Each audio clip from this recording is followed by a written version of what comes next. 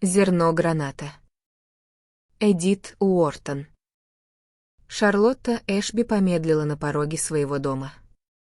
Темнота уже опустилась на блеск мартовского дня, и шумная, бурлящая уличная жизнь города была в самом разгаре.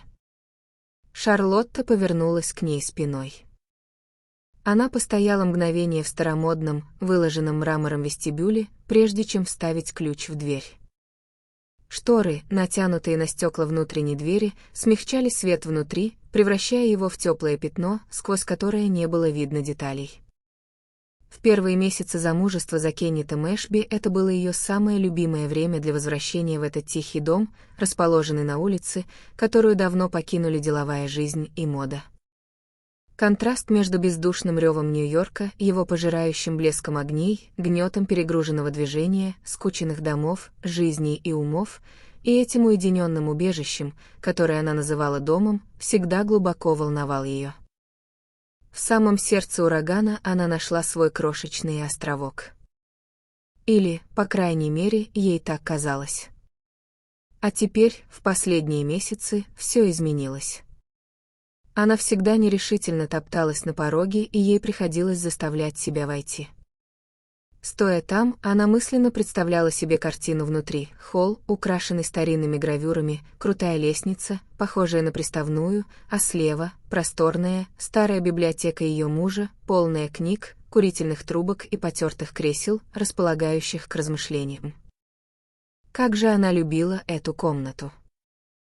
Затем, наверху, ее собственная гостиная. В ней, со дня смерти первой жены Кеннета, не меняли ни мебель, ни портьеры, потому что на это никогда не хватало денег. Но Шарлотта сделала ее своей, просто переставив мебель и добавив больше книг, еще одну лампу и столик для свежих журналов. Даже во время своего единственного визита к первой миссис Эшби, нелюдимой, зацикленной на себе женщине, которую она знала очень поверхностно, Шарлотта осматривалась вокруг с невинной завистью. Она чувствовала, что это именно та гостиная, которую она хотела бы иметь для себя. И вот, уже больше года, эта комната принадлежала ей, и она могла распоряжаться ей, как ей вздумается. Это была комната, в которую она спешила обратно в сумерках зимних дней. Там она сидела и читала у камина, или отвечала на записки за приятным вместительным письменным столом, или проверяла тетради своих пасынков, пока не слышала шаги мужа. Иногда заглядывали друзья. Иногда, и даже чаще, она оставалась одна. И это нравилось ей больше всего, так как это был еще один способ побыть с Кеннетом. Она обдумывала то, что он сказал, когда они расставались утром, и представляла, что он скажет, когда взбежит по лестнице, застанет ее одну и прижмет к себе. Теперь же, вместо этого, она думала только об одном — о письме, которое она могла найти, а могла и не найти на столике в холле. Пока она не убедится, там оно или нет, в ее мыслях не оставалось места ни для чего другого. Письмо всегда было одинаковым: квадратный сероватый конверт с надписью «Кеннету Эшби, Эсквайру», выведенный смелыми, но блеклыми знаками. С самого начала Шарлотту поразила одна странность: тот, кто писал такой твердой рукой, выводил буквы очень легко. Адрес всегда был написан так, словно в ручке не хватало чернил, или запястье пишущего было слишком слабым, чтобы нажать на нее. Другой любопытной деталью было то, что, несмотря на мужские изгибы букв, почерк был явно женским. Некоторые почерки кажутся бесполыми, некоторые — мужскими с первого взгляда. Но надпись на сером конверте, при всей ее силе и уверенности, без сомнения, принадлежала женщине. На конверте никогда не было ничего, кроме имени получателя. Ни марки, ни адреса. Письмо, по всей видимости, доставлялось нарочным. Но кем именно? Без сомнения, его опускали в почтовый ящик, откуда горничная, когда закрывала ставни и зажигала свет, вероятно, его доставала. Во всяком случае, Шарлотта всегда видела его лежащим там вечером, после наступления темноты. Она думала об этом письме в единственном числе, как о нем. Потому что, хотя со дня ее свадьбы их было уже несколько, если быть точной, 7, они были так похожи по внешнему виду, что в ее сознании слились друг с другом. Они превратились в одно единственное письмо. В него с самого. Первое письмо пришло на следующий день после их возвращения из Медового месяца. Это было долгое путешествие на Вест-Индийские острова, после которого они вернулись в Нью-Йорк, отсутствовав более 2 месяцев. Они вошли в дом поздно вечером, до этого они ужинали у его матери. И на столике в холле Шарлотта сразу заметила этот серый конверт. Он лежал там один. Ее взгляд упал на него раньше, чем взгляд Кеннета, и первой ее мыслью было: «Постойте, я ведь уже видела этот почерк». Но где именно, она вспомнить не могла. Это воспоминание было ровно настолько отчетливым, чтобы она могла узнавать этот почерк каждый раз, когда он блекло смотрел на нее с такого же бледного конверта. В тот самый первый день она бы больше и не вспомнила о письме, если бы в момент, когда муж заметил его, она случайно не посмотрела на него. Все произошло в одно мгновение. Он увидел письмо, протянул к нему руку, поднес к своим близоруким глазам, чтобы разобрать блеклый почерк.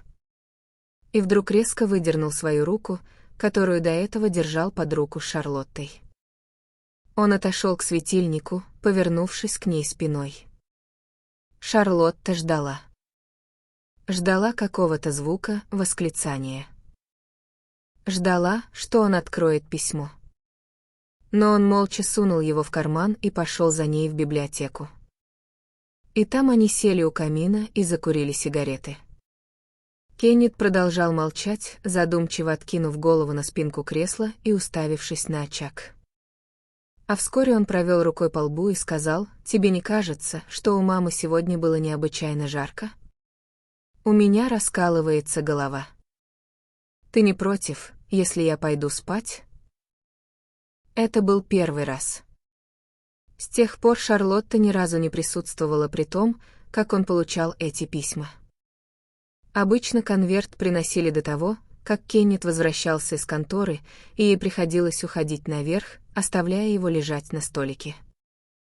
Но даже если она не видела самого письма, она всегда узнавала о его приходе по выражению лица мужа, когда он спускался к ней. В такие вечера он редко появлялся раньше, чем они встречались за обедом.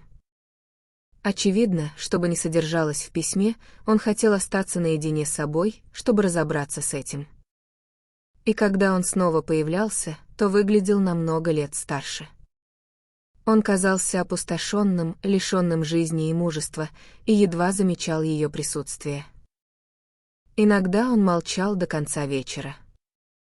А если и заговаривал, то обычно для того, чтобы мягко покритиковать ее ведение хозяйства или предложить какие-то изменения в доме. Он мог немного нервно спросить, не считает ли она, что приходящая няня Джойс слишком молода и легкомысленна.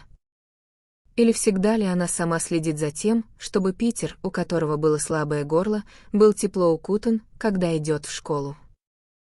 В такие моменты Шарлотта вспоминала дружеские предостережения, которые она получала, когда обручилась с Кеннетом Эшби, выходить замуж за безутешного вдовца. Разве это не слишком рискованно? Ты же знаешь, что Элси Эшби полностью подчинила его себе. Тогда она в шутку отвечала: что ж, возможно, для разнообразия он будет рад немного свободы. И в этом отношении она была права. В первые месяцы ей не нужны были чужие слова, чтобы понять, ее муж абсолютно счастлив с ней. Когда они вернулись из затянувшегося свадебного путешествия, те же друзья говорили: «Что ты сделала с Кеннетом? Он выглядит на 20 лет моложе».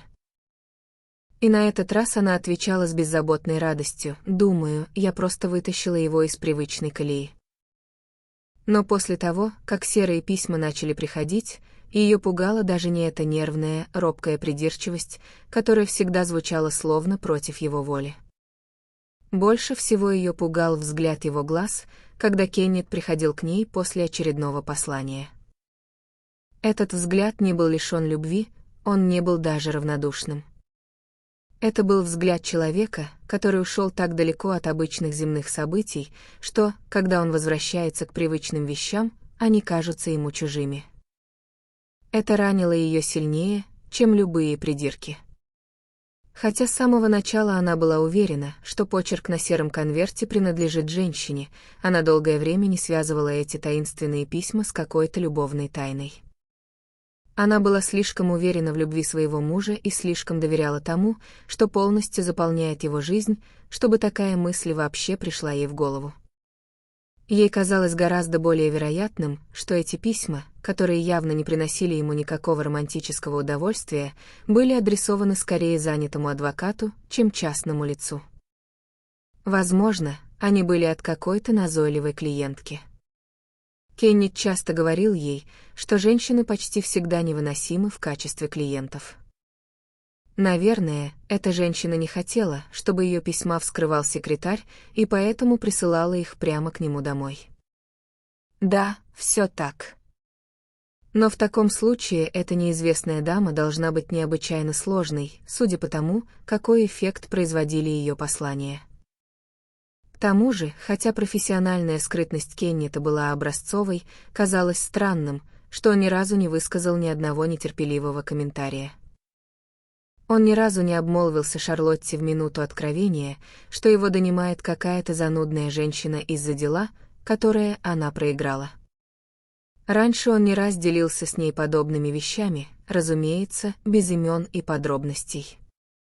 Но касательно этого таинственного корреспондента его губы были плотно сомкнуты.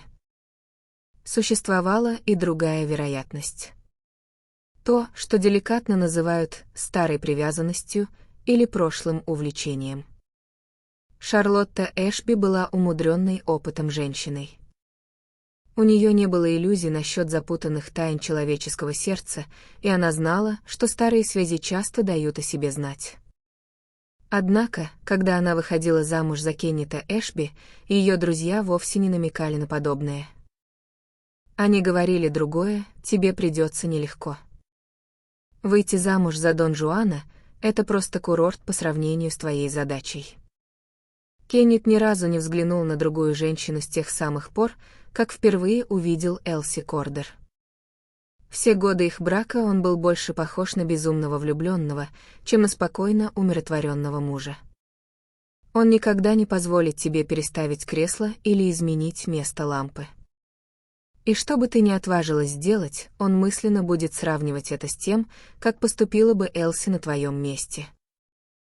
За исключением редкого, нервного недоверия к ее способности справляться с детьми, недоверие, которое постепенно рассеялось благодаря ее доброму праву и явной привязанности к ней детей, ни одно из этих мрачных предсказаний не сбылось.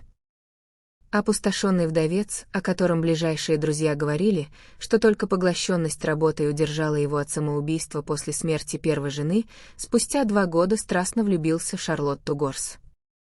После стремительного ухаживания он женился на ней и увез в тропическое свадебное путешествие. И с тех самых пор он был так же нежен и влюблен, как и в те первые сияющие недели. Перед тем, как просить ее руки, он откровенно говорил с ней о своей огромной любви к первой жене и о своем отчаянии после ее внезапной кончины. Но даже тогда он не разыгрывал из себя вечного страдальца и не утверждал, что жизнь больше ничего не может ему предложить. Он был совершенно прост и естественен. Он признался Шарлотте, что с самого начала надеялся, будущее готовит для него новые дары. И когда после свадьбы они вернулись в дом, где он провел 12 лет со своей первой женой, он сразу сказал Шарлотте, что ему жаль, что он не может позволить себе полностью переделать дом для нее. Но он добавил, что знает, у каждой женщины свой взгляд на мебель и на все те домашние мелочи, которые мужчина никогда не заметит. Кеннет умолял ее делать любые изменения, какие она сочтет нужными, не утруждая себя расспросами. В результате она изменила совсем немногое. Но то, как откровенно и непринужденно он начал их новую жизнь в старых стенах, сразу помогло ей почувствовать себя свободно. Ей было даже немного неловко обнаружить, что портрет Элси Эшби, который раньше висел над письменным столом в его библиотеке, во время их отсутствия был перенесен в детскую комнату. Понимая, что она стала косвенной причиной этого изгнания, она заговорила об этом с мужем. Но он ответил: я подумал, что дети должны расти под ее присмотром. Этот ответ тронул Шарлотту и успокоил ее. И со временем ей пришлось признать, что она чувствует себя в этом доме уютнее, а с мужем увереннее и спокойнее с тех пор, как это длинное, холодно-красивое лицо на стене библиотеки больше не провожало ее настороженным взглядом. Как будто любовь Кеннита проникла в ту тайну, которую она сама едва признавала в своем сердце, в ее страстную потребность чувствовать себя полновластной хозяйкой даже его прошлого. С таким запасом счастья, поддерживающим ее, было странно, что в последнее время она ловила себя на уступках нервному предчувствию. Но это предчувствие и жило в ней. И в этот конкретный день, возможно, потому, что она устала больше обычного, или из-за хлопот с поиском новой кухарки, или по какой-то другой, смехотворно-пустяковой причине, душевной или физической, она обнаружила, что не может справиться с этим чувством. Держа в руке ключ от двери, она оглянулась назад, на тихую улицу, за которой бурлил и сиял огнями огромный проспект. Она посмотрела на небо, уже озаренное ночной жизнью мегаполиса. Там, снаружи, подумала она, небоскребы, реклама, телефоны, беспроводная связь, самолеты, кино, автомобили и весь остальной 20 век. А по другую сторону этой двери что-то, что я не могу объяснить, не могу связать со всем этим. Что-то древнее, как мир, загадочное, как сама жизнь. Глупости. О чем я беспокоюсь? Ведь писем не было уже целых 3 месяца. С того самого дня, как мы вернулись из деревни после Рождества. Странно, что они всегда приходят именно после наших праздников. С чего я вообще взяла, что сегодня вечером там будет письмо? Для этого не было никаких причин, но в том-то и заключался весь ужас, один из самых худших кошмаров. Бывали дни, когда она стояла там, замерзая и дрожа от предчувствия чего-то необъяснимого, невыносимого, с чем ей придется столкнуться по ту сторону занавешенных окон. Но когда она открывала дверь и входила, там ничего не было. В другие же дни, когда она ощущала тот же пробирающий до костей холодок предчувствия, он полностью оправдывался при виде серого конверта. Из-за этого, с тех самых пор, как пришло последнее письмо, она стала мерзнуть и содрогаться от недоброго предзнаменования каждый вечер. Потому что она больше не могла открыть дверь без мысли о том, что письмо может оказаться там. Что ж, с нее хватит. Это было очевидно. Она больше не могла так жить. Если ее муж бледнел, и у него начинала болеть голова в те дни, когда приходило письмо, то позже он, казалось, приходил в себя. Но она так не могла. Для нее это напряжение стало хроническим, и причину не нужно было долго искать. Ее муж знал, от кого пришло письмо и что в нем написано.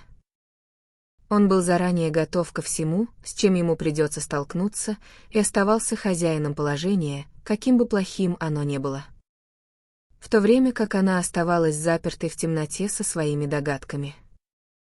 «Я не могу этого выносить. Я не могу терпеть это больше ни дня». Вслух воскликнула она, вставляя ключ в дверь. Она повернула ключ и вошла. И там, на столике, лежало письмо. При виде него она испытала едва ли не радость. Это словно оправдывало все ее состояние и ставило четкую печать определенности на всем этом размытом деле. Письмо для ее мужа. Письмо от женщины.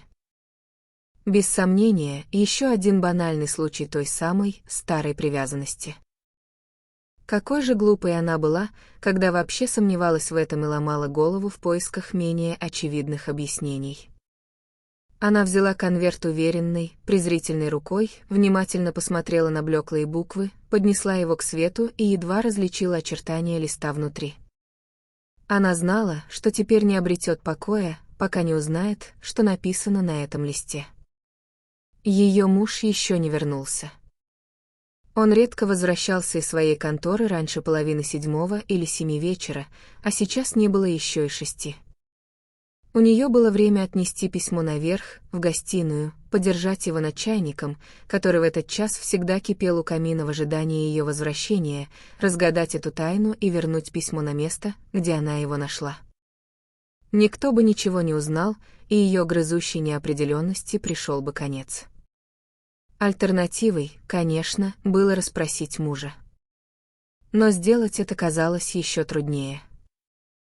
Она взвесила письмо в руке, зажав его между большим и указательным пальцами, снова посмотрела на него при свете, бросилась вверх по лестнице с конвертом в руках, но остановилась, спустилась обратно и положила его на столик. «Нет, очевидно, я не могу этого сделать», — сказала она с разочарованием. Что же ей тогда делать? Она не могла подняться одна в эту теплую, уютную комнату, налить себе чаю, просмотреть почту, полистать книгу или журнал. Не могла, зная, что внизу лежит это письмо, и помня, что совсем скоро придет ее муж, откроет его и уйдет в библиотеку один, как он всегда делал в дни, когда приходил серый конверт. Вдруг она приняла решение. Она подождет в библиотеке и увидит все сама. Увидит, что происходит между Кеннетом и письмом, когда они думают, что их никто не видит. Она удивилась, почему эта мысль не пришла ей в голову раньше. Если оставить дверь приоткрытой и сесть в углу за ней, она сможет наблюдать за ним незамеченной. Что ж, тогда она будет следить за ним. Она придвинула стул в угол, села, устремив взгляд в щель, и стала ждать. Насколько она помнила, это был первый раз в ее жизни, когда она пыталась выведать чужую тайну. Но она не чувствовала ни малейших угрызений совести. Она просто ощущала, будто с боем прорывается сквозь удушливый туман, из которого ей во что бы то ни стало нужно выбраться. Наконец она услышала, как Кеннет поворачивает ключ в двери, и вскочила. Порыв выбежать и встретить его едва не заставил ее забыть, зачем она здесь. Но она вовремя вспомнила и снова села.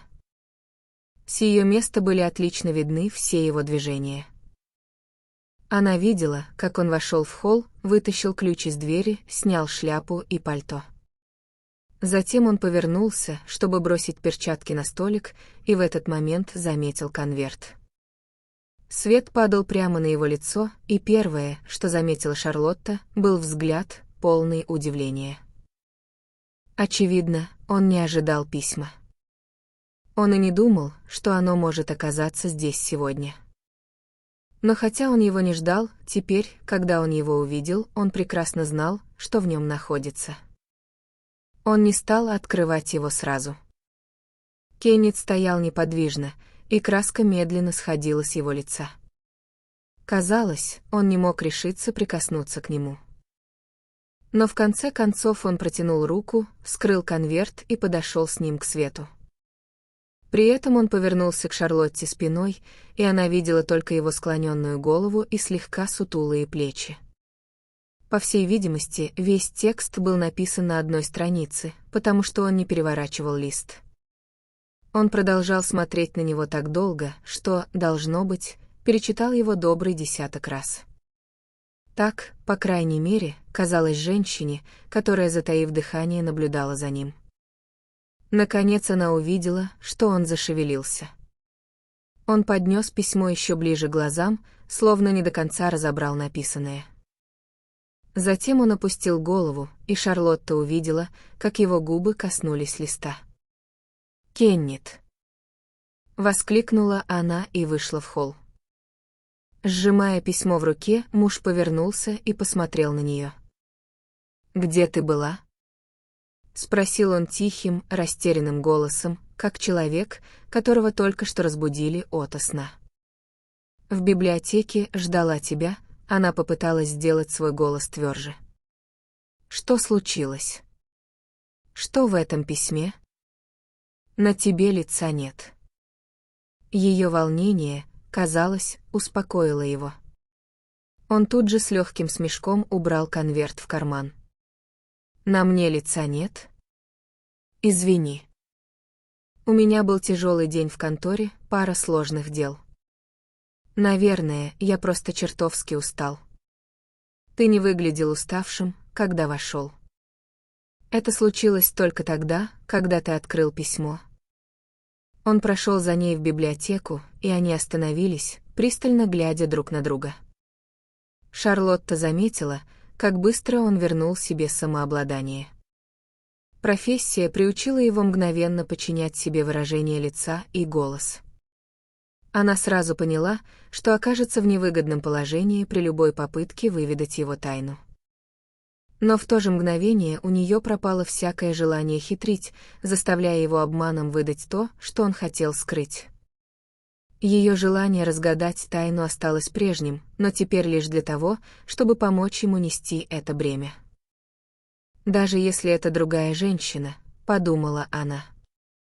«Кеннет», — сказала она, и ее сердце взволнованно забилось. «Я ждала здесь специально, чтобы увидеть, как ты войдешь. Я хотела понаблюдать за тобой, пока ты открываешь это письмо». Его лицо, которое до этого побледнело, вдруг стало темно-красным, а затем снова побледнело. «Это письмо». «Почему именно это письмо?» «Потому что я заметила, каждый раз, когда приходит одно из этих писем, оно производит на тебя какое-то странное действие». Между его глаз залегла складка гнева, которой она никогда раньше не видела. Шарлотта подумала про себя, верхняя часть его лица слишком узкая. «Это первый раз, когда я это заметила». Она услышала, как он продолжил холодным и слегка ироничным тоном прокурора, добивающегося своего. «Вот как. Значит, у тебя есть привычка следить за тем, как люди открывают свои письма, когда они не знают о твоем присутствии?» «Это не привычка. Я никогда раньше не делала ничего подобного. Но я должна была узнать, что она пишет тебе через равные промежутки времени в этих серых конвертах». Он взвесил эти слова, а затем произнес. Промежутки времени не были равными. Я охотно верю, что ты вел более точный счет датам, чем я», — возразила она, и все ее великодушие испарилось от его тона. «Все, что я знаю, это то, что каждый раз, когда эта женщина пишет тебе». «Почему ты думаешь, что это женщина?» «Это женский почерк». «Ты это отрицаешь?» Он улыбнулся. «Нет, не отрицаю. Я спросил только потому, что этот почерк обычно считают похожим на мужской». Шарлотта нетерпеливо пропустила это мимо ушей. «И эта женщина. О чем она тебе пишет?» Он снова на мгновение задумался.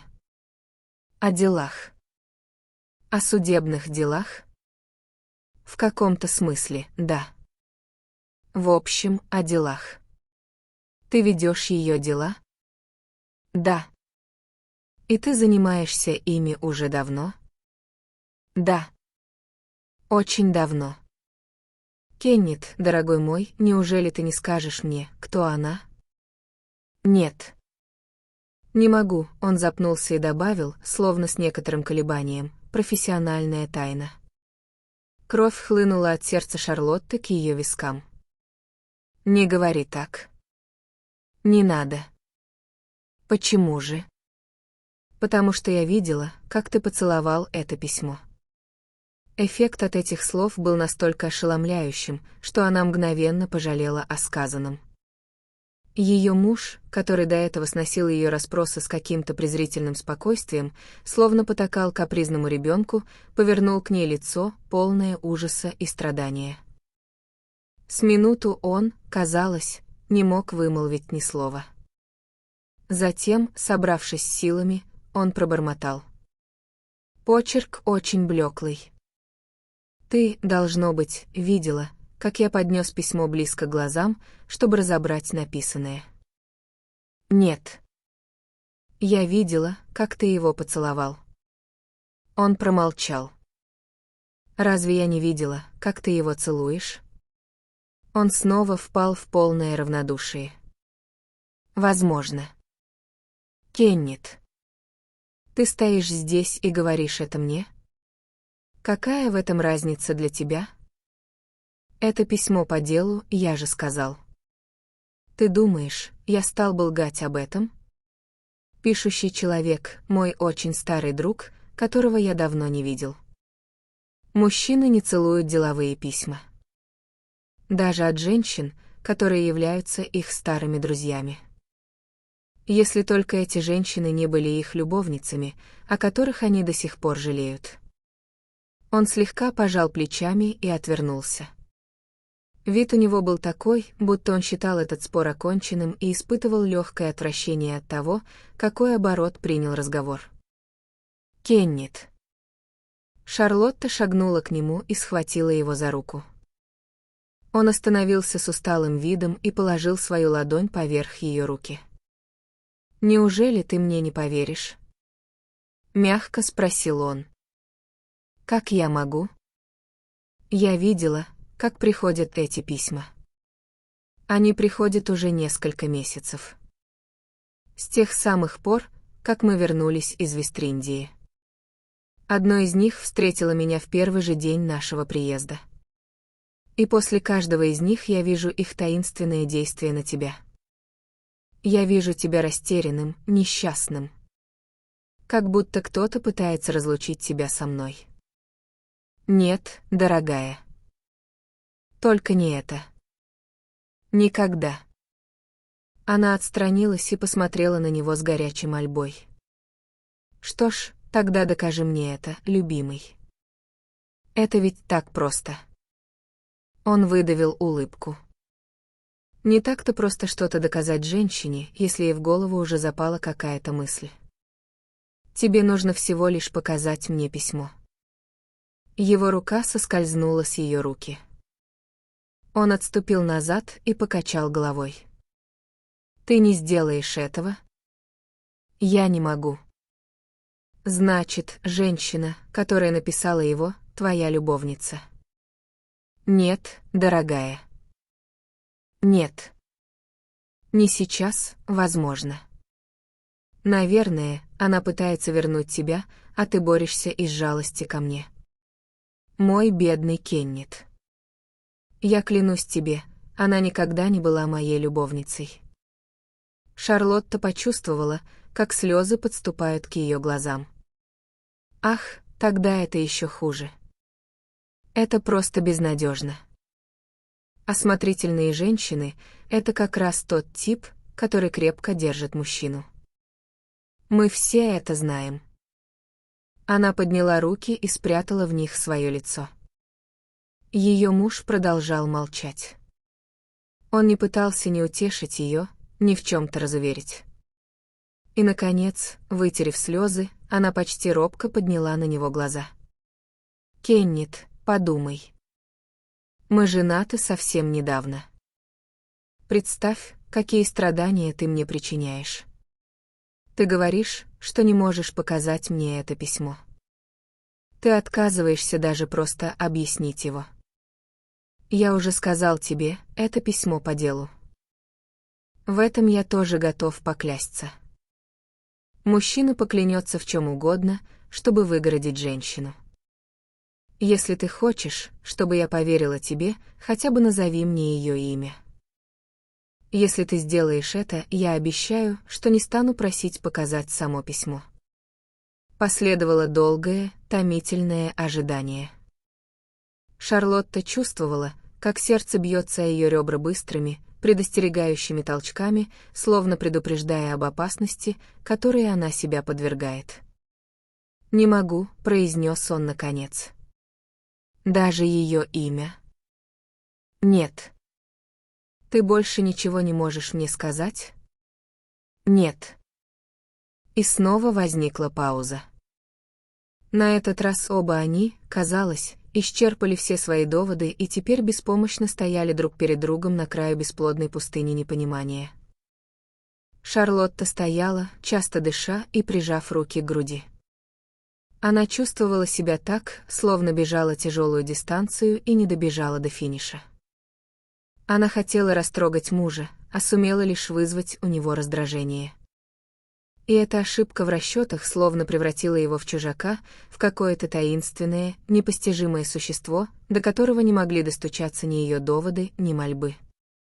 Странно было то, что она не замечала в нем никакой враждебности или даже нетерпения. В нем чувствовалась лишь отстраненность, недоступность, преодолеть которую было гораздо труднее. Она чувствовала себя лишенной права голоса, проигнорированной, вычеркнутой из его жизни. Но через пару мгновений, взглянув на него спокойнее, она увидела, что он страдает не меньше нее. Его далекое, настороженное лицо было искажено болью. Приход серого конверта, хотя он всегда ложился на него тенью, еще никогда не ранил Кеннета так глубоко, как этот спор с женой. Шарлотта приободрилась. Возможно, она все-таки еще не выпустила свою последнюю стрелу. Она подошла ближе и снова положила руку на его плечо. «Бедный Кеннет. Если бы ты знал, как мне жаль тебя». Ей показалось, что он слегка вздрогнул от этого проявления сочувствия, но все же взял ее руку и сжал ее. «Я не могу представить себе ничего хуже, чем быть неспособным любить долго», — продолжила она. «Чувствовать всю красоту великой любви и быть слишком непостоянным, чтобы нести ее бремя». Он обратил на нее взгляд, полный тоскливого упрека. Не говори так обо мне». Непостоянным. Шарлотта почувствовала, что наконец-то напала на верный след. Ее голос задрожал от волнения, когда она продолжила. «Ну а как же я и эта другая женщина? Разве ты уже не забыл Элси дважды за 1 год?» Она редко произносила имя его первой жены, оно не шло у нее с языка. Сейчас она вытолкнула его из себя так, словно бросала опасную взрывчатку в пустоту между ними, и отступила на шаг, ожидая взрыва мины. Ее муж не шелохнулся. Выражение его лица стало еще печальнее, но в нем не было обиды. «Я никогда не забывал Элси», — тихо сказал он. Шарлотта не смогла сдержать короткого, горького смешка. «Значит, мой бедный дорогой, между нами 3. Нас не», — начал он, но тут же осекся и прижал руку к колбу. «Ничто. Извини. Кажется, я сам не понимаю, что говорю. У меня невыносимо раскалывается голова». Кеннет выглядел достаточно бледным и измученным, чтобы эти слова были правдой, но ее раздражала эта его вечная уловка.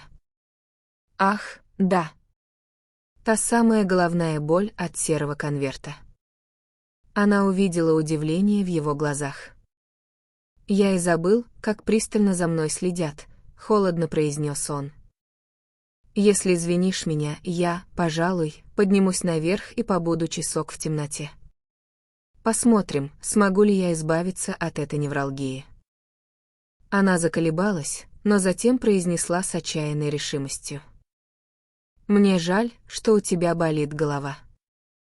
Но прежде чем ты уйдешь, я хочу сказать, рано или поздно этот вопрос должен быть решен между нами. Кто-то пытается разлучить нас, и мне все равно, чего мне будет стоить узнать, кто это». Она преданно посмотрела ему в глаза. «Даже если это будет стоить мне твоей любви, мне все равно. Если я не могу иметь твое доверие, мне вообще ничего от тебя не нужно». Он все еще смотрел на нее с тоской.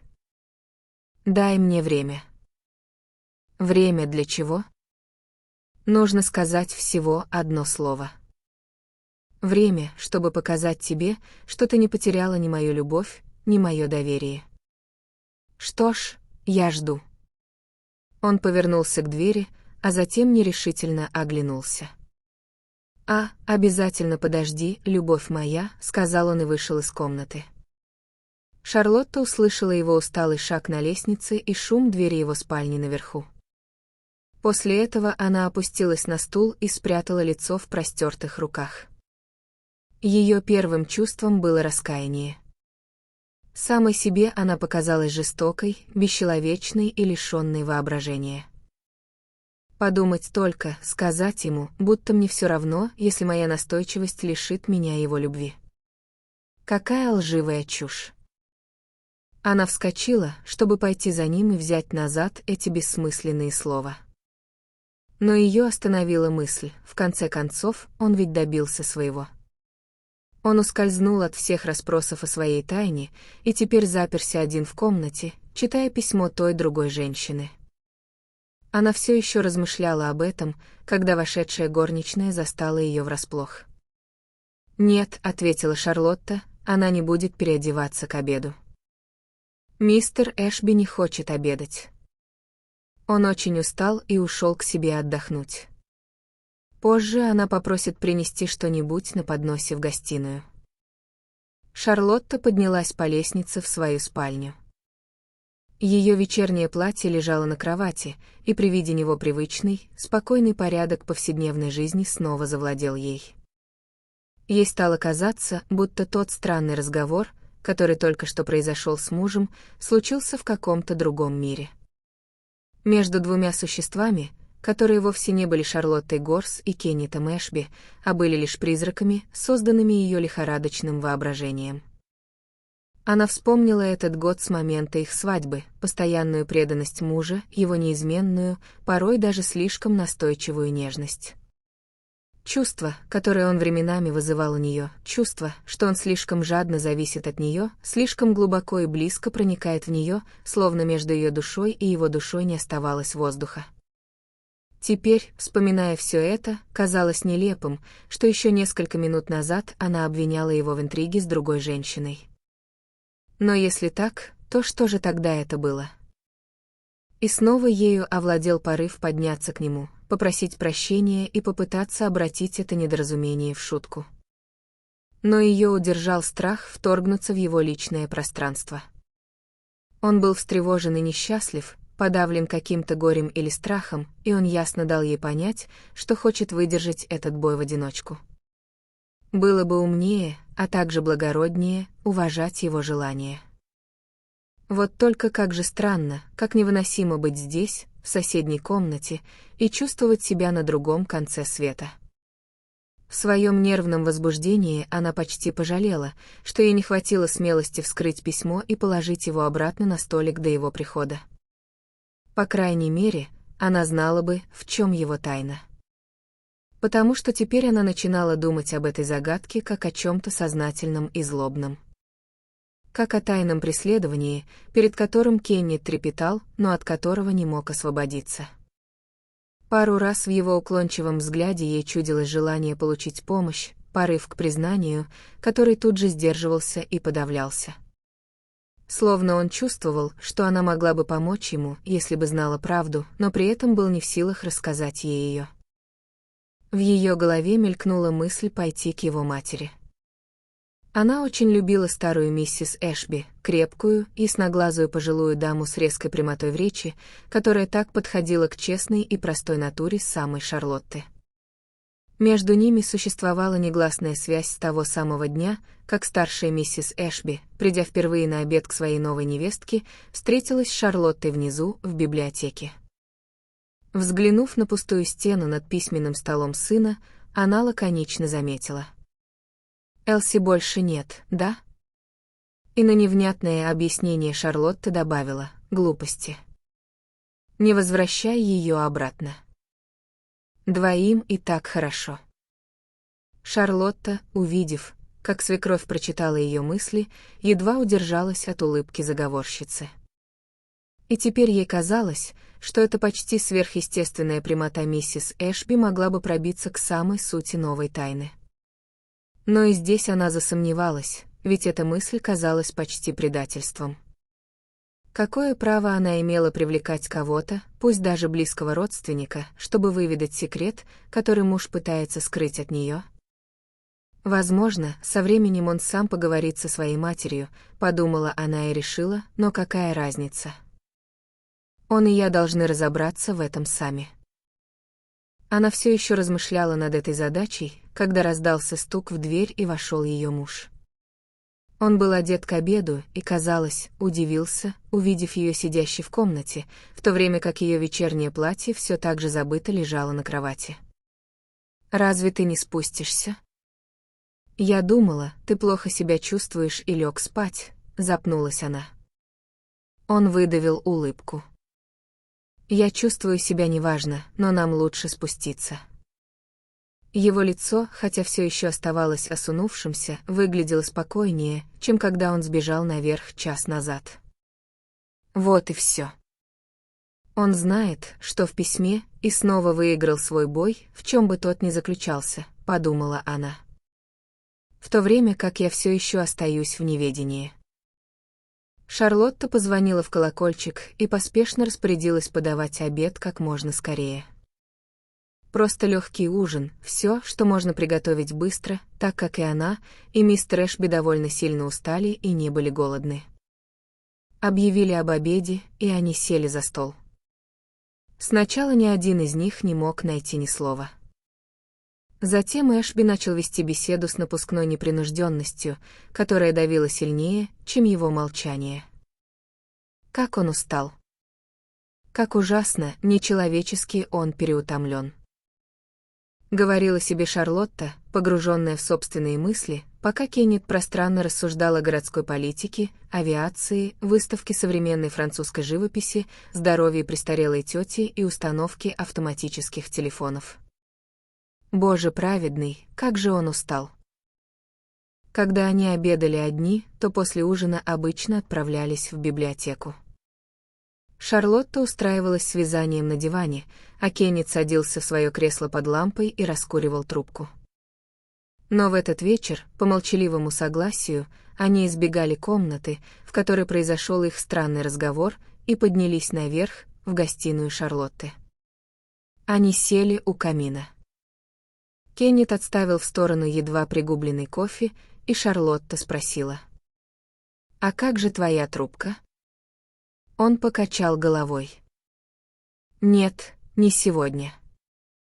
Тебе нужно лечь спать пораньше, ты выглядишь ужасно уставшим. Я уверена, что в конторе тебя просто перегружают работой. Полагаю, мы все время от времени перерабатываем». Она поднялась и с внезапной решимостью встала перед ним. «Ну уж нет, я не позволю тебе тратить все свои силы и надрываться таким образом. Это абсурд. Я же вижу, что ты болен». Она наклонилась к нему и положила руку на его лоб.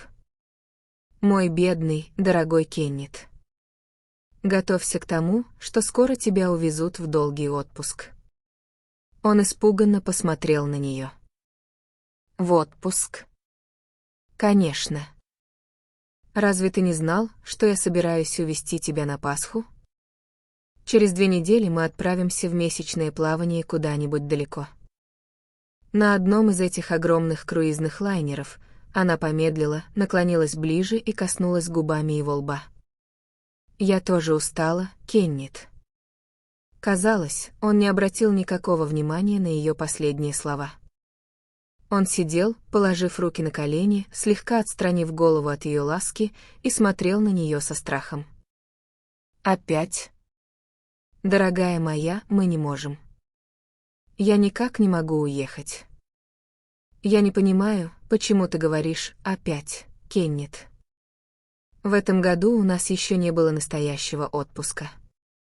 На Рождество мы провели неделю с детьми за городом. Да, но на этот раз я имею в виду отдых без детей, без слуг и без этого дома. Вдали от всего, что нам привычно и что нас утомляет. Твоя мама с радостью возьмет Джойс и Питера к себе».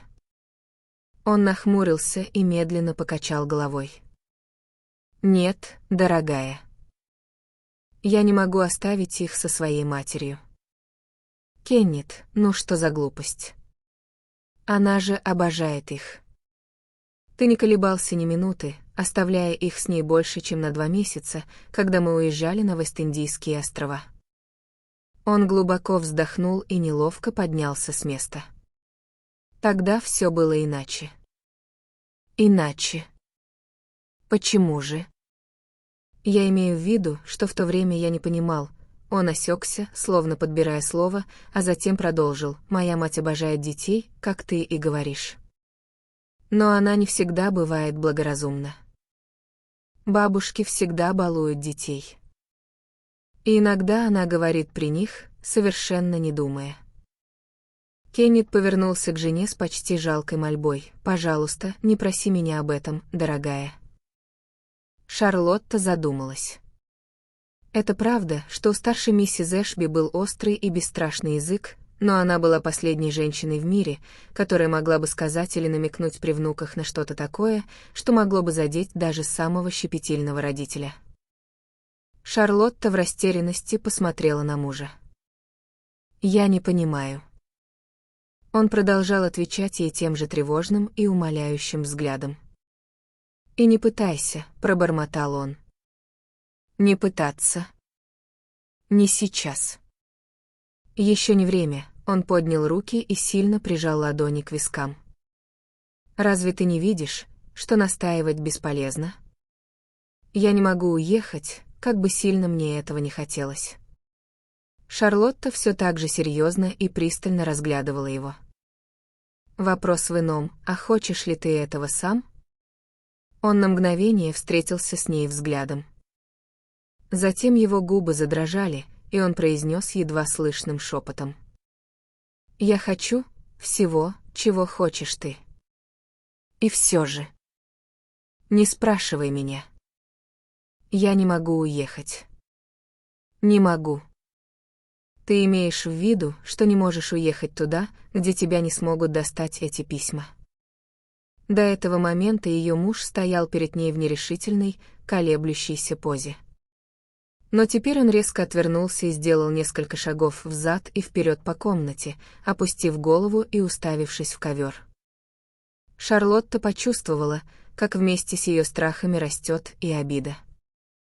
«Дело именно в этом», — упорствовала она. «Почему бы просто не признать это? Ты не можешь жить без них». Он продолжал взволнованно ходить по комнате. Затем резко остановился, опустился в кресло и закрыл лицо руками. Потому, как вздрагивали его плечи, Шарлотта поняла, что он плачет. Она никогда не видела, чтобы мужчины плакали. Исключением был только ее отец после смерти матери, когда сама она была еще маленькой девочкой. И она до сих пор помнила, как сильно ее тогда напугало это зрелище. Она была напугана и сейчас. Она чувствовала, что ее мужа затягивает куда-то в таинственное рабство, и что она должна использовать последнюю каплю своих сил в этой борьбе за его свободу. И за свою собственную. «Кеннет, Кеннет!» Взмолилась она, опускаясь перед ним на колени. «Послушай меня. Попытайся понять, как я страдаю. Я ведь не требую невозможного, любимый. Правда, нет. Думаю, я бы вообще никогда не обратила внимания на эти письма, если бы не то, как они на тебя действуют. Не в моих правилах лезть в чужие дела. И даже если бы этот эффект был другим? Да, послушай меня. Если бы я видела, что эти письма делают тебя счастливым, что ты с нетерпением ждешь их, считаешь дни между их приходом. Что они тебе нужны, что они дают тебе что-то такое, чего я не сумела тебе дать. Что ж, Кеннет, я не говорю, что не страдала бы от этого. Но это было бы совсем другое страдание. И у меня хватило бы мужества скрыть свои чувства. Жила бы надежда, что когда-нибудь ты станешь относиться ко мне так же, как к автору этих писем. Но чего я не могу вынести, так это видеть, как ты боишься их. Как они заставляют тебя страдать. И при всем этом ты не можешь без них жить. Ты отказываешься уезжать, только бы не пропустить ни одного письма во время своего отсутствия. Или, возможно, ее голос сорвался на обвиняющий крик. Возможно, это потому, что она прямо запретила тебе уезжать? Кеннет, ты должен мне ответить. В этом причина.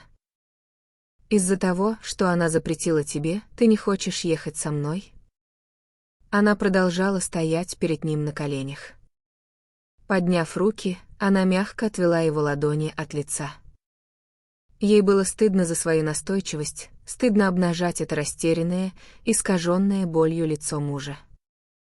Но она была полна решимости не позволить никаким сомнениям остановить ее. Его глаза были опущены, мускулы лица подергивались. Она причиняла ему еще большую боль, чем та, которую испытывала сама. И все же это ее больше не сдерживало. «Кеннет, дело в этом. Она не отпускает нас двоих». Он по-прежнему молчал и не поворачивал к ней головы. Волной накатило чувство поражения. В конце концов, подумала она, эта борьба изначально была проиграна. «Можешь не отвечать». «Я вижу, что право», — сказала она. Шарлотта начала подниматься, но вдруг Кеннет повернулся и снова притянул ее к себе. Его руки схватили ее ладони и сжали их так сильно, что кольца врезались ей в кожу. В его хватке было что-то испуганное, судорожное. Это было объятие человека, который чувствует, что соскальзывает в пропасть. Теперь он смотрел на нее снизу вверх так, словно спасение заключалось в самом лице Шарлотты, склонившемся над ним. «Конечно, мы уедем вместе». «Мы поедем, куда ты захочешь», — произнес он тихим, сбивчивым голосом.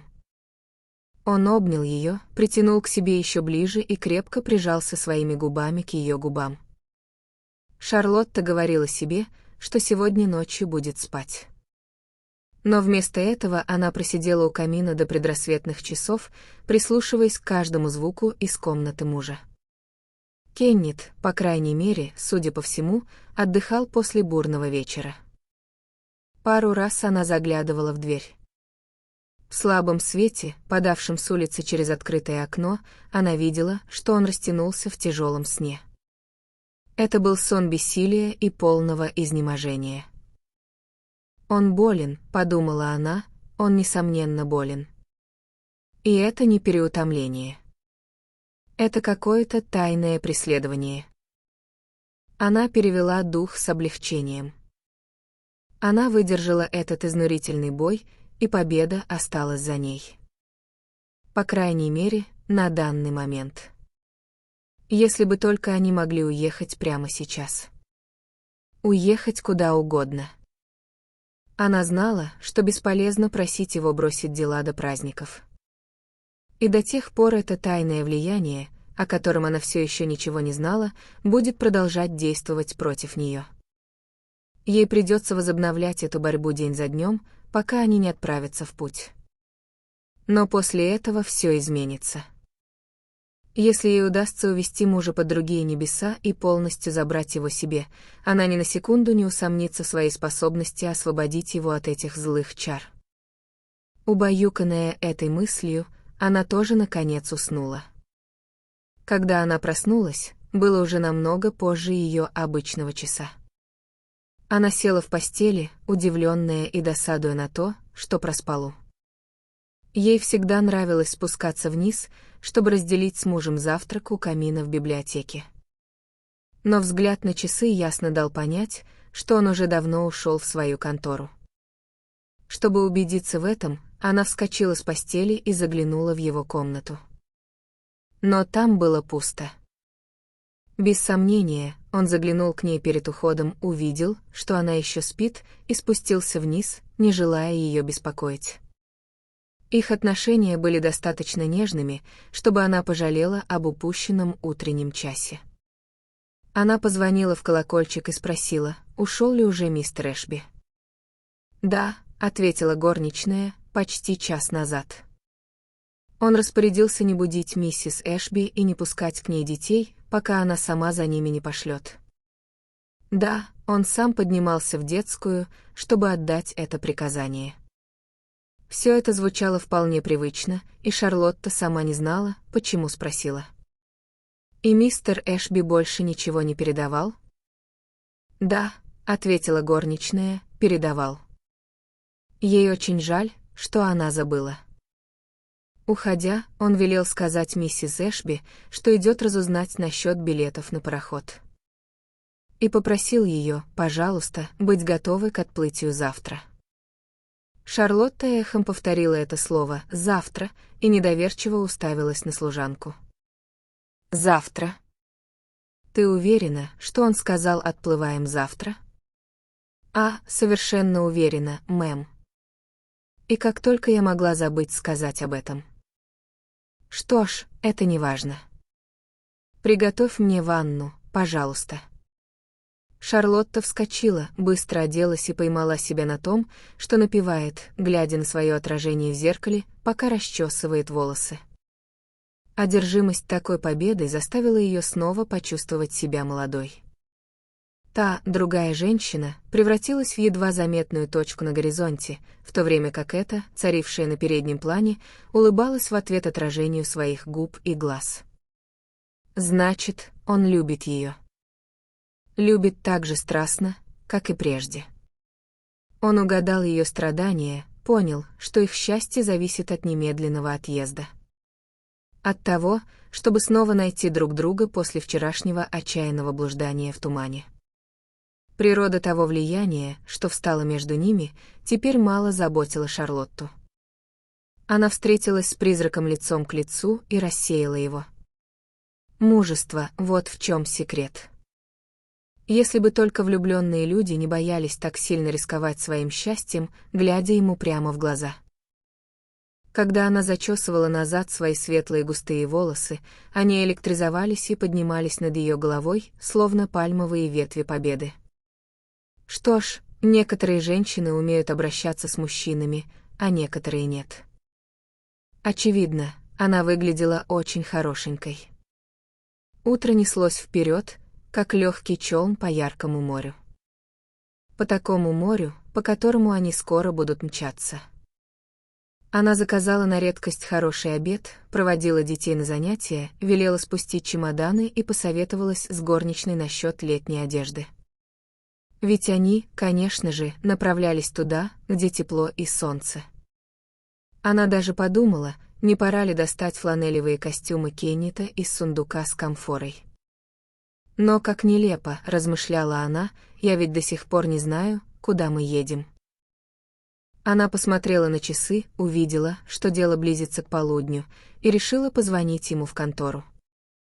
Произошла небольшая задержка, а затем она услышала голос секретарши.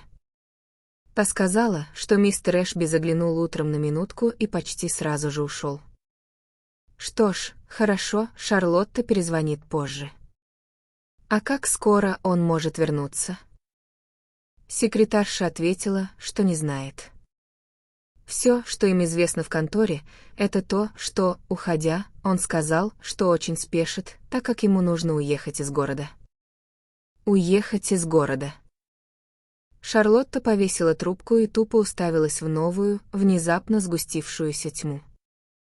Почему он уехал из города? И куда он отправился?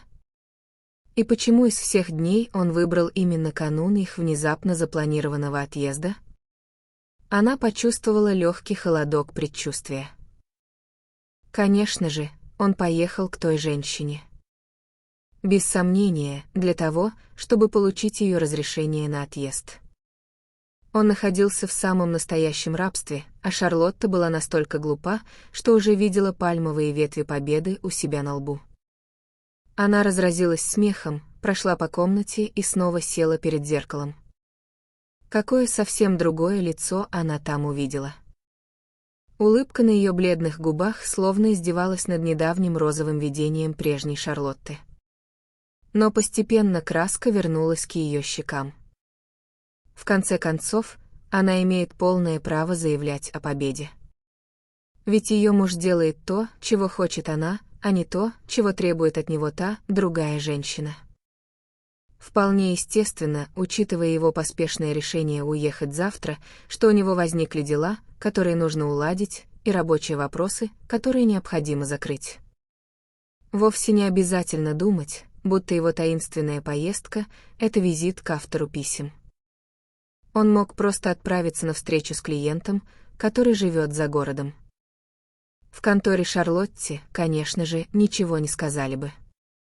Секретарша заколебалась, прежде чем сообщить даже такую скудную информацию об отсутствии мистера Эшби. А пока она продолжит свои радостные сборы, довольствуясь тем, что позже узнает, на какой именно благословенный остров ее увезут. Часы шли, а точнее, неслись вперед в потоке бурных приготовлений. Наконец, появление горничной, которая пришла задернуть шторы, оторвало Шарлотту от работы, и она с удивлением увидела, что часы показывают 5. И она до сих пор не знала, куда они едут завтра. Она позвонила мужу в контору, и ей сказали, что мистера Эшби не было там с самого раннего утра. Она попросила позвать его компаньона, но тот не смог ничего добавить, так как его пригородный поезд опоздал, и он добрался до конторы уже после того, как Кеннет пришел и ушел. Шарлотта стояла в растерянности. Затем она решила позвонить свекрови. Конечно же, Кеннет накануне месячного отсутствия должен был поехать повидаться с матерью. Сам факт того, что детей, вопреки его смутным возражениям, совершенно точно придется оставить со старшей миссис Эшби, делал очевидным, что ему нужно обсудить с ней массу вопросов. В другое время Шарлотта могла бы почувствовать себя немного задетой тем, что ее исключили из этого обсуждения, но сейчас ничто не имело значения, кроме того, что она выиграла этот бой. Что ее муж все еще принадлежит ей, а не другой женщине. Она весело набрала номер миссис Эшби, услышала ее дружелюбный голос и начало. «Ну что, новость Кеннета вас удивила? Что вы думаете о нашем побеге?» Почти мгновенно, еще до того, как миссис Эшби успела ответить, Шарлотта поняла, что та скажет. Миссис Эшби не видела сына.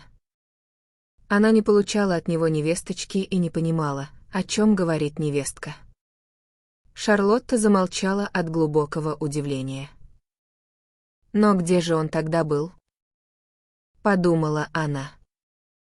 Затем, взяв себя в руки, она объяснила миссис Эшби их внезапное решение, и пока говорила, к ней постепенно вернулась уверенность в себе. Вернулось убеждение, что ничто и никогда больше не встанет между ней и Кеннетом. Старшая миссис Эшби восприняла новости спокойно и с одобрением.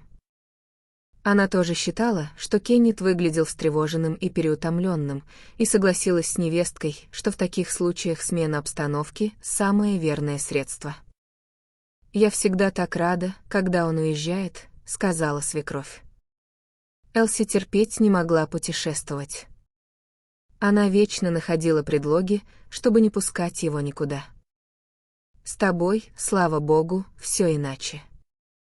Миссис Эшби также не удивилась тому, что у него не нашлось времени сообщить ей об отъезде.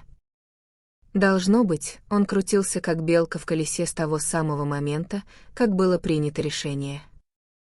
Но он, без сомнения, заглянет к ней перед обедом. 5-минутного разговора им будет вполне достаточно. «Я надеюсь, ты постепенно вылечишь Кеннета от его мании бесконечно пережевывать вопрос, который можно решить в десятке слов», — добавила она. Раньше он никогда не был таким. И если бы он перенес эту привычку в свою адвокатскую практику, он быстро растерял бы всех клиентов. «Да, заходи на минутку, дорогая, если у тебя есть время. Он наверняка появится, пока ты будешь здесь». Бодрый, тонизирующий тон голоса миссис Эшби продолжал успокаивающе звучать в ушах Шарлотты, пока она заканчивала сборы. Около 7 вечера зазвонил телефон, и она бросилась к нему. Ну вот, сейчас она все узнает. Но это была лишь добросовестная секретарша. Она звонила сообщить, что мистер Эшби так и не вернулся и ничего не передавал, и перед закрытием конторы она сочла своим долгом поставить в известность миссис Эшби.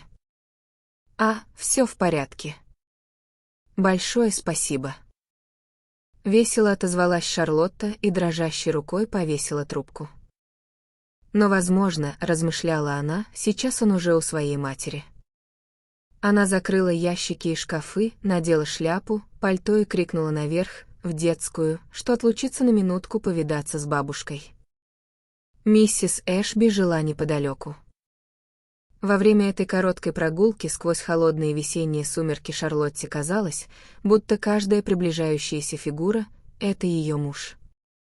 Но по дороге она его не встретила.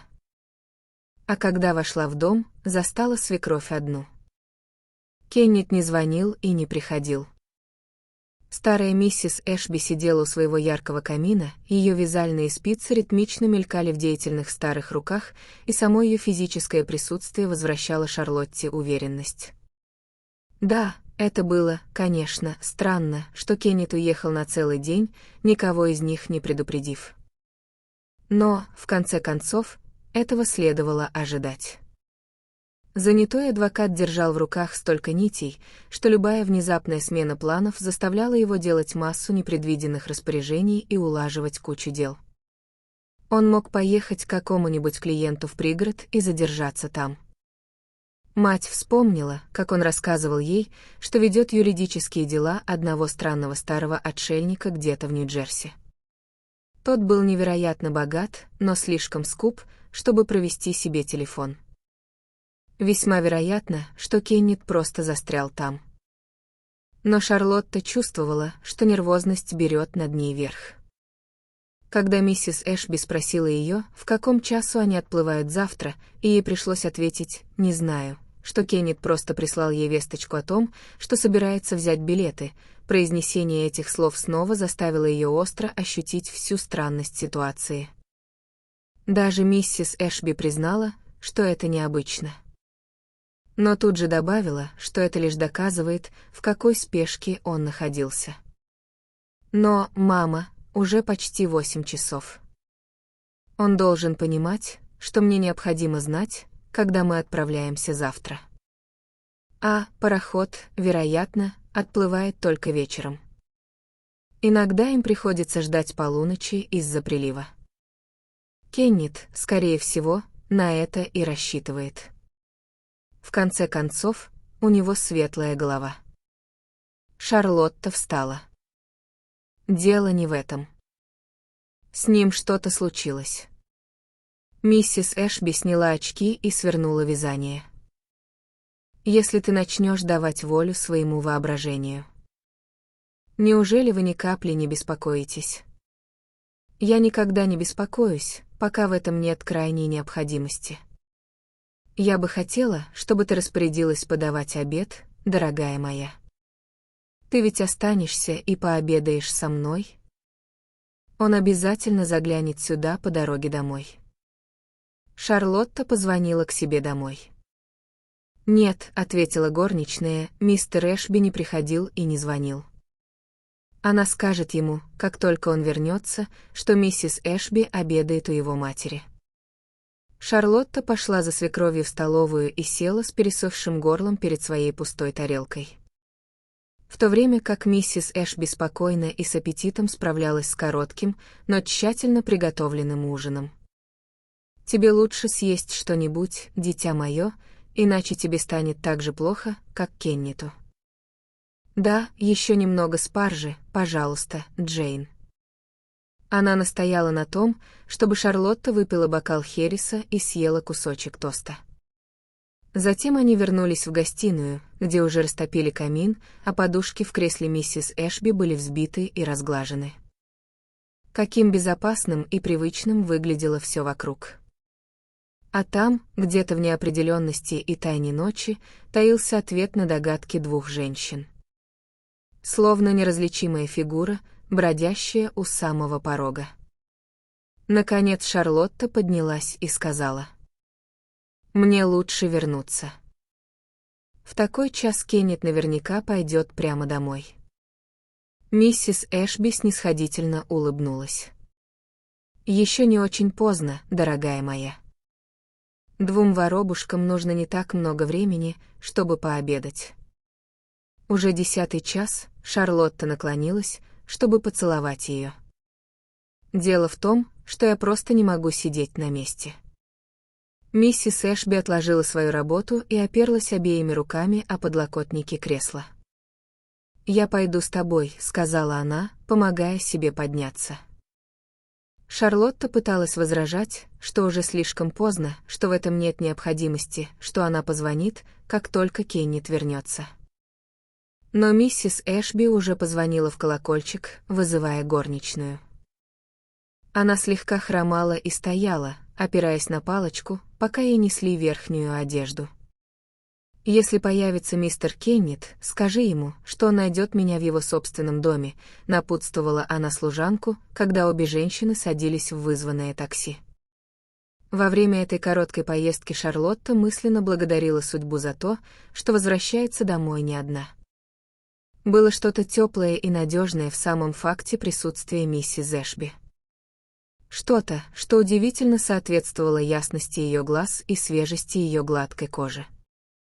Когда такси остановилось, она ободряюще положила руку на ладонь Шарлотты. «Вот увидишь, там будет какая-нибудь записка». Дверь открылась от звонка Шарлотты, и они обе вошли внутрь. Сердце Шарлотты взволнованно забилось. Уверенность свекрови начала передаваться и ей. вот увидишь», — повторила миссис Эшби. Горничная, открывшая дверь, сказала «нет». Мистер Эшби не приходил, и никаких известий от него не было. «Ты уверена, что телефон работает?» — предположила его мать. Служанка ответила, что еще полчаса назад он точно работал, но она сейчас же пойдет и проверит, чтобы убедиться наверняка. Она исчезла, и Шарлотта повернулась, чтобы снять шляпу и плащ. И в этот момент ее взгляд упал на столик в холле. Там лежал серый конверт. И на нем блекло было выведено имя ее мужа. Вскрикнула она, вдруг осознав, что это был первый раз за многие месяцы, когда она вошла в свой дом, даже не подумав о том, окажется ли там одно из этих серых писем. «Что это, дорогая моя?» — спросила миссис Эшби с удивлением во взгляде. Шарлотта ничего не ответила.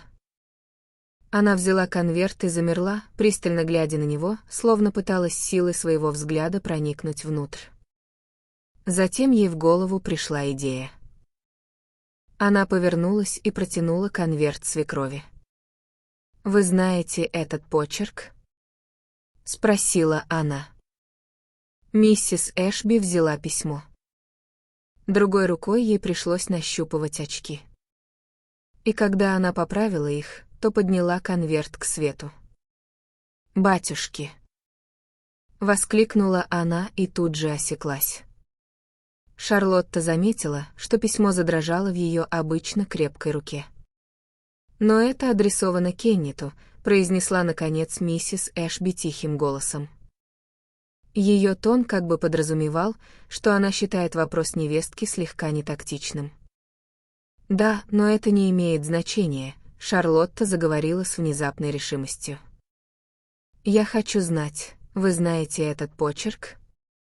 Миссис Эшби вернула письмо.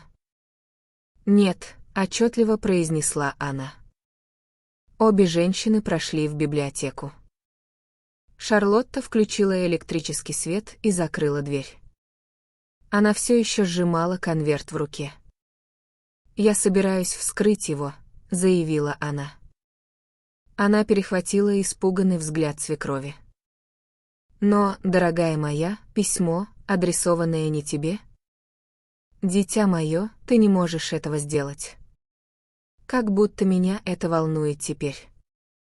Она продолжала пристально смотреть на миссис Эшби. «Это письмо может подсказать мне, где находится Кеннет». Свежий румянец миссис Эшби мгновенно сошел на нет, сменившись бледностью. Ее упругие щеки словно съежились и увяли. «С чего бы это? Что заставляет тебя верить? Это совершенно невозможно». Шарлотта стойко удерживала взгляд на этом изменившемся лице. «Ах, значит, вы все-таки знаете этот почерк», — промолвила она. «Знаю почерк. Откуда мне его знать?» При всех корреспондентах моего сына. Что я действительно знаю, так это, миссис Эшби оборвала фразу и посмотрела на невестку умоляюще, почти робко. Шарлотта схватила ее за запястье. «Мама, что вы знаете? Скажите мне. Вы должны». То, что я не верю, будто когда-либо выходил толк из того, что женщина скрывает письма своего мужа за его спиной. Эти слова прозвучали для раздраженного слуха Шарлотты банально, точно фраза, вычеркнутая из книги нравоучений. Она нетерпеливо рассмеялась и выпустила запястье свекрови. «И это все? Из этого письма не выйдет ничего хорошего, вскроем мы его или нет. Я это прекрасно знаю. Но какая бы беда ни пришла, я намерена выяснить, что там внутри. Ее руки, державшие конверт, до этого дрожали, но теперь они обрели твердость, как и ее голос. Она все так же пристально смотрела на миссис Эшби.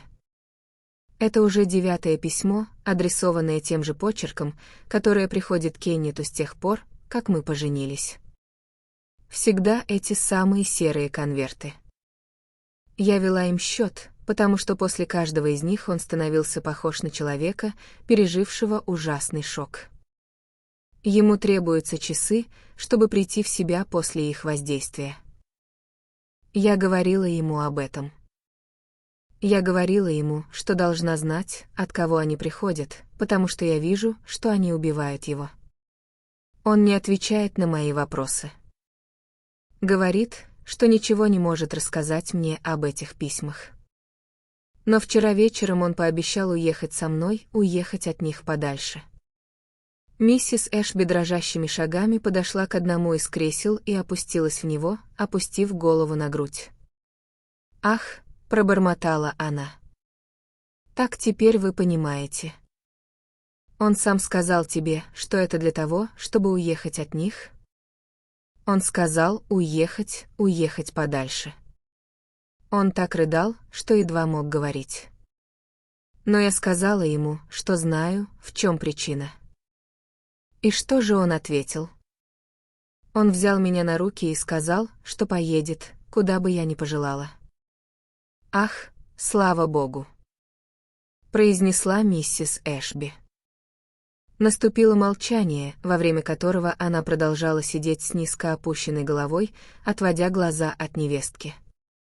Наконец она подняла взгляд и заговорила. «Ты уверена, что их было целых 9?» «Совершенно уверена. Это 9-е. Я вела счет». И он наотрез отказался что-либо объяснять?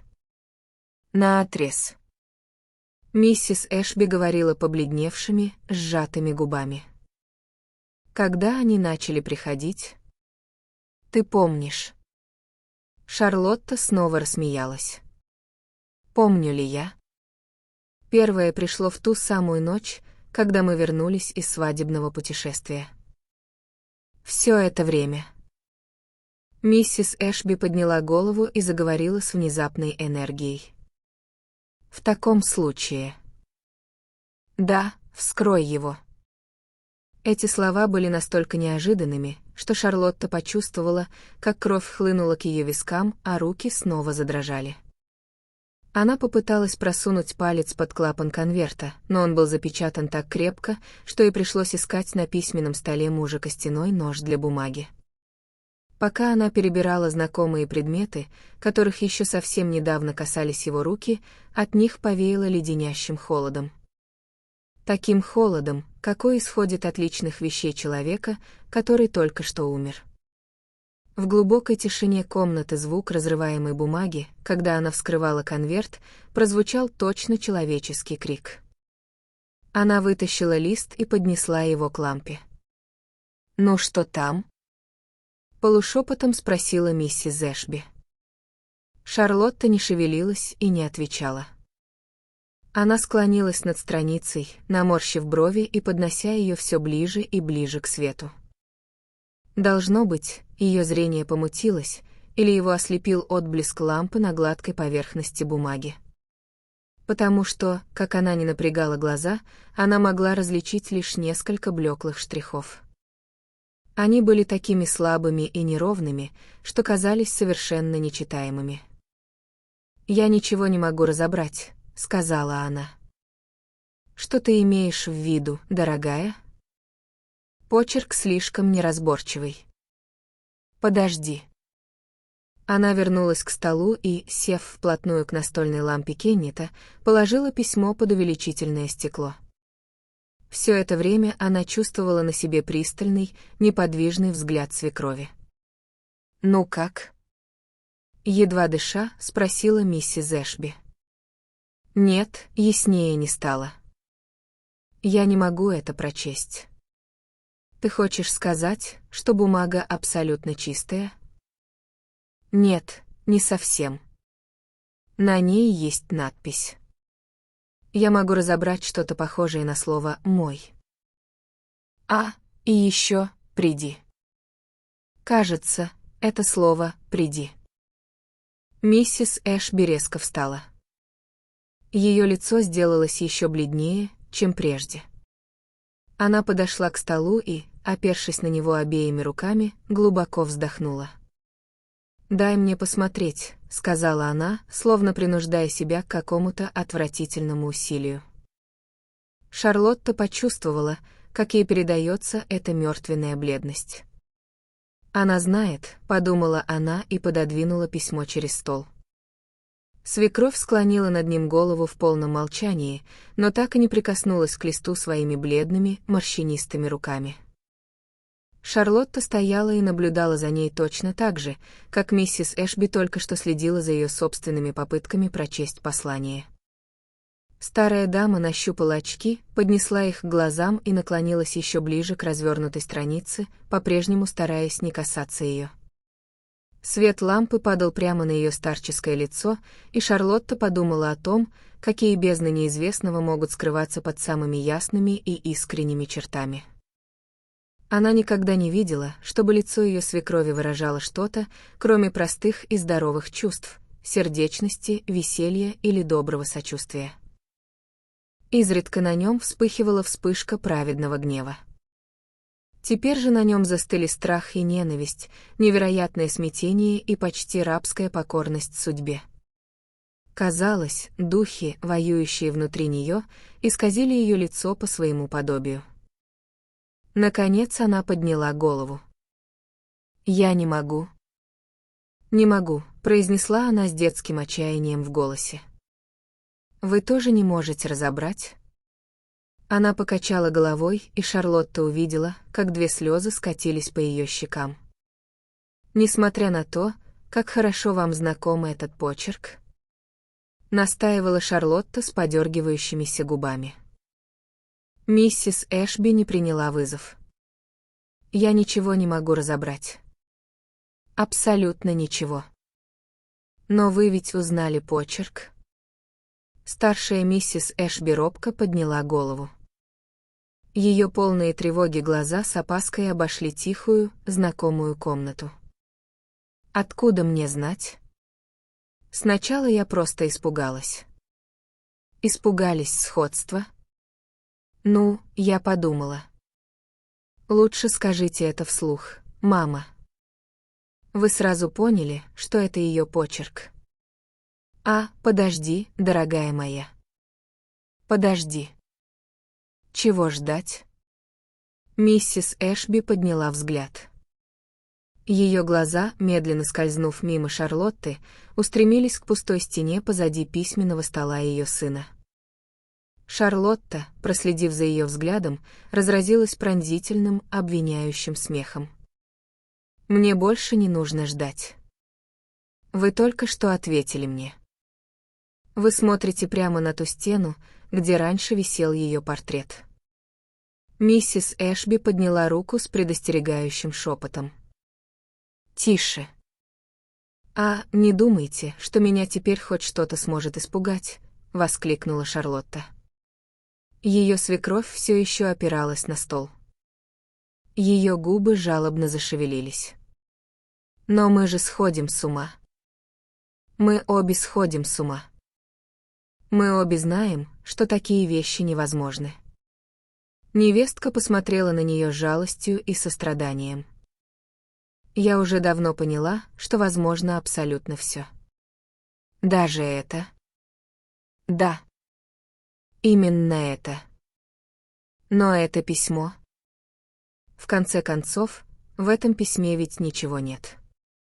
Возможно, для него там что-то было. Откуда мне знать? Я помню, как однажды он сказал мне, если ты привык к чему-то почерку, то даже самый слабый его штрих становится разборчивым. Теперь я понимаю, что он имел в виду.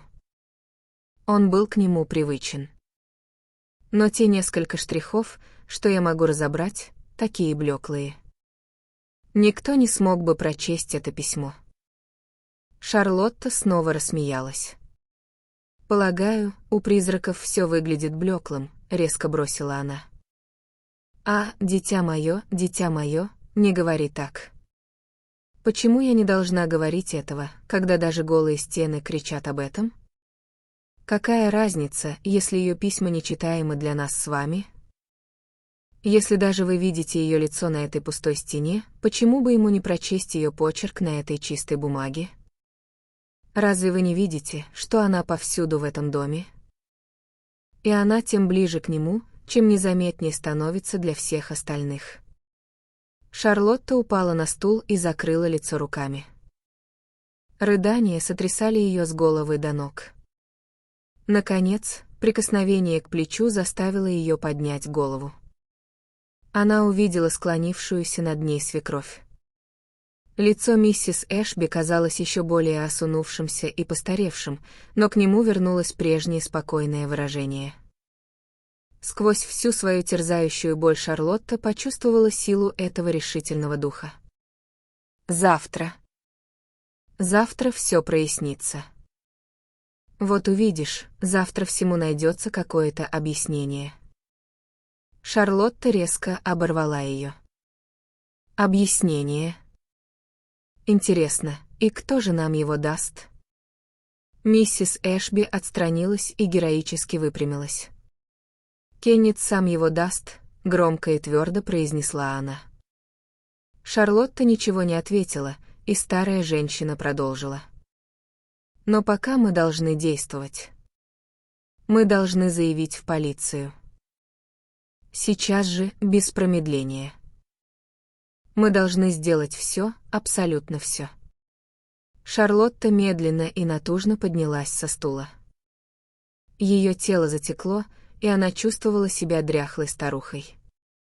Сделать все так, словно мы верим, будто это может принести хоть какую-то пользу? Миссис Эшби решительно крикнула. «Да».